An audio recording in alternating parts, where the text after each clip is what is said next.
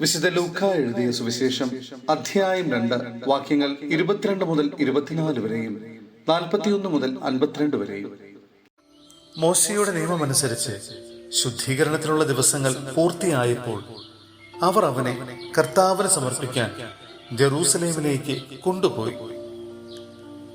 കടിഞ്ഞൂൽ പുത്രന്മാരൊക്കെയും കർത്താവിന്റെ പരിശുദ്ധൻ എന്ന് വിളിക്കപ്പെടണമെന്നും ഒരു ജോഡി ചെങ്ങാലികളെയോ 2 പ്രാവിൻ കുഞ്ഞുങ്ങളെയോ ബലിയർപ്പിക്കണമെന്നും കർത്താവിന്റെ നിയമത്തിൽ പറഞ്ഞിരിക്കുന്നതനുസരിച്ചാണ് അവർ അങ്ങനെ ചെയ്തത്.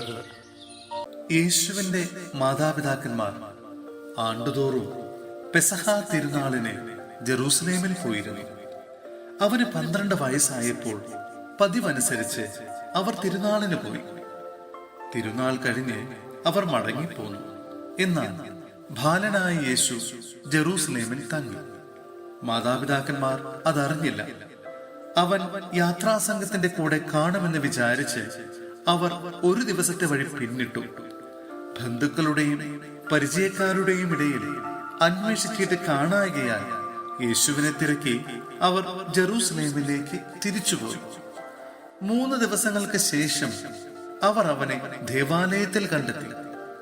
അവൻ ഉപാധ്യായന്മാരുടെ ഇടയിലിരുന്ന് അവർ പറയുന്നത് കേൾക്കുകയും അവരോട് ചോദ്യങ്ങൾ ചോദിക്കുകയും ചെയ്യുകയായിരുന്നു.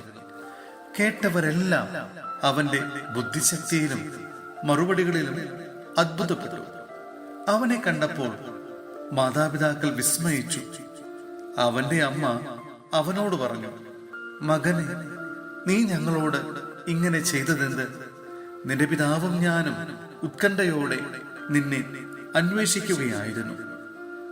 അവൻ അവരോട് ചോദിച്ചു, "നിങ്ങൾ എന്തിനാണ് എന്നെ അന്വേഷിച്ചത്? ഞാൻ എന്റെ പിതാവിന്റെ കാര്യങ്ങളിൽ വ്യാപൃതനായിരിക്കേണ്ടതാണെന്ന് നിങ്ങൾ അറിയുന്നില്ലേ?" അവൻ തങ്ങളോട് പറഞ്ഞതെന്തെന്ന് അവർ ഗ്രഹിച്ചില്ല.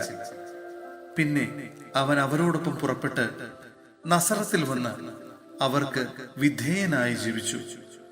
അവന്റെ അമ്മ ഇക്കാര്യങ്ങളെല്ലാം ഹൃദയത്തിൽ സംഗ്രഹിച്ചു. യേശു ജ്ഞാനത്തിലും പ്രായത്തിലും ദൈവത്തിന്റെയും മനുഷ്യരുടെയും പ്രീതിയിലും വളർന്നു വന്നു. സഹോദരരെ, വിശുദ്ധ പൗലോസ് ലിഹ റോമായിലെ സഭയ്ക്ക് എഴുതിയ ലേഖനം അധ്യായം 11 വാക്യങ്ങൾ 33 മുതൽ 12 അധ്യായത്തിലെ 2 വാക്യം വരെ. ദൈവത്തിന്റെ സമ്പത്തിന്റെയും ജ്ഞാനത്തിന്റെയും അറിവിന്റെയും ആഴം! അവിടുത്തെ വിധികൾ എത്ര ദുർജ്ഞേയം, അവിടുത്തെ മാർഗങ്ങൾ എത്ര ദുർഗ്രഹം! എന്തെന്നാൽ ദൈവത്തിന്റെ മനസ്സ് അറിഞ്ഞതാര്? അവിടുത്തെ ഉപദേഷ്ടാവായതാര്?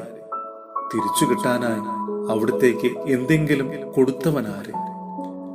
എന്തെന്നാൽ സകലവും അവിടുന്നിൽ നിന്ന്, അവിടുന്ന് വഴി അവിടുന്നിലേക്ക്, അവിടുത്തേക്ക് എന്നേക്കും മഹത്വം. ആമേൻ.